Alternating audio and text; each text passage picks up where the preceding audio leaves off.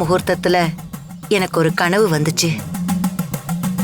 துர்காவோட அறையில நெருப்பு சூழ்ந்து அந்த ஜுவாலைக்குள்ள துர்கா மாட்டி உயிருக்கு போராடுற மாதிரி ஒரு கனவு வந்தது.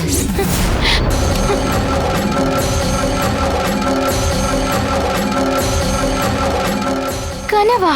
இப்படி ஒரு கனவு எதுக்காகமா வந்திருக்கு? அதுவும் உங்களுக்கு வந்திருக்கு. இந்த கனவு நடந்துருமா? துர்காக்கு உண்மையிலேயே ஏதாவது ஆபத்து வரப்போதா? அத பத்தி சொல்லதா உன்னை நான் வர சொன்னேன்.